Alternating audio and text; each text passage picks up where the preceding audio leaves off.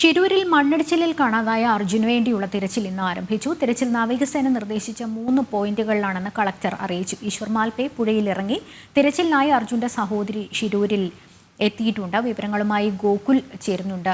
ഗോകുൽ, എന്തായാലും അർജുന് വേണ്ടിയുള്ള തിരച്ചിൽ ഡ്രജർ ഉപയോഗിച്ചുകൊണ്ട് നാവികസേന നിർദ്ദേശം 3 പോയിന്റുകളിൽ നടക്കുന്നുണ്ട്. മാത്രമല്ല ഈശ്വർ മാൽപയുടെ നേതൃത്വത്തിലും പുഴയിൽ തിരച്ചിൽ നടക്കുന്നുണ്ട്. അർജുന്റെ സഹോദരിയുടെ സാന്നിധ്യവും ഷിരൂരിൽ ഉണ്ടെന്നറിയാൻ സാധിക്കുന്ന ഏറ്റവും പുതിയ വിവരങ്ങൾ എന്തൊക്കെയാണ്? ആരംഭിച്ചിട്ടുണ്ട്. ഇന്ന് രാവിലെ ഏതാണ്ട് 9 മണിക്കൂർ തന്നെ തെരച്ചിൽ ആരംഭിച്ചിട്ടുള്ളത്. ഈശ്വർ മാൽപേ പുഴയിൽ ഇറങ്ങിക്കൊണ്ടുള്ള തിരച്ചിലാണ് നടത്തുന്നത്.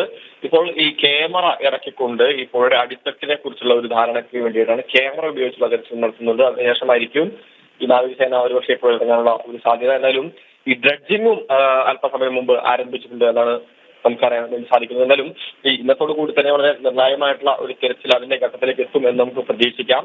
ഈ 3 ദിവസം വരെയാണ് ഇത്തരത്തിൽ ഈ ഡ്രഡ്ജർ കമ്പനിയുമായി ഉണ്ടായിട്ടുള്ള ഒരു കരാർ, അതായത് തിരഞ്ഞുമായി ബന്ധപ്പെട്ടുകൊണ്ട് ഒരു കരാർ ഉണ്ടാക്കിയിട്ടുള്ളത്.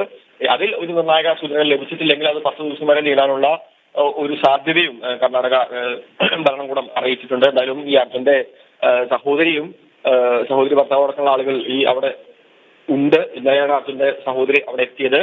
വളരെ ശുഭപ്രതീക്ഷയാണ്, ഒരു ഉത്തരം ലഭിക്കുമെന്ന് ഒരു പ്രതീക്ഷയിലാണെന്ന് കുടുംബം എന്നാണ് സഹോദരി കഴിഞ്ഞ ദിവസം മാധ്യമങ്ങളോട് പ്രതികരിച്ചത്. മാത്രമല്ല ഈ നാടിന്റെ മുഴുവൻ പ്രാർത്ഥനയും തങ്ങളോടൊപ്പം ഉണ്ടെന്നും സഹോദരി പറഞ്ഞിരുന്നു. എന്തായാലും പ്രധാനമായും 3 പോയിന്റുകൾ കേന്ദ്രീകരിച്ചുകൊണ്ടാണ് തിരച്ചിൽ നടക്കുന്നത്. അതിൽ CP4 എന്ന് പറയുന്ന ഒരു പോയിന്റിനെ കേന്ദ്രീകരിച്ചായിരിക്കും ആദ്യഘട്ടത്തിൽ തിരച്ചിൽ നടക്കുക.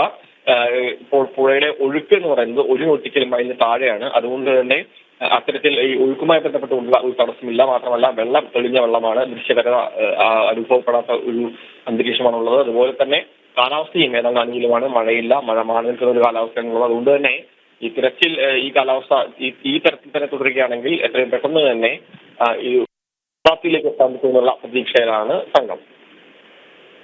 ഗോകുൽ, ഈ തിരച്ചിലിന് വേണ്ടി ഒരു നിശ്ചിത സമയം അങ്ങനെ എന്തെങ്കിലും തീരുമാനിച്ചിട്ടുണ്ടോ? കാരണം ഇതിപ്പോൾ നാവികസേന കൃത്യമായി 3 പോയിന്റുകൾ അടയാളപ്പെടുത്തിയിട്ടുണ്ട്. അവിടെ തന്നെ കൃത്യതയിൽ ഇത്തരത്തിൽ തിരച്ചിൽ നടക്കുന്നത് കൊണ്ട് തന്നെ അവിടെ നിന്ന് പ്രതീക്ഷാവഹമായി അല്ലെങ്കിൽ ആശ്വാസം നൽകുന്ന എന്തെങ്കിലും സൂചനകളോ അല്ലെങ്കിൽ അങ്ങനെ എന്തെങ്കിലും കണ്ടെത്തലുകളോ ഉണ്ടായിട്ടില്ലെങ്കിൽ ഇത്ര ദിവസം വരെ മാത്രം തിരച്ചിൽ, അങ്ങനെ എന്തെങ്കിലും ഒരു തീരുമാനം വെച്ചുകൊണ്ടാണോ ഈ തിരച്ചിൽ ആരംഭിച്ചിരിക്കുന്നത്?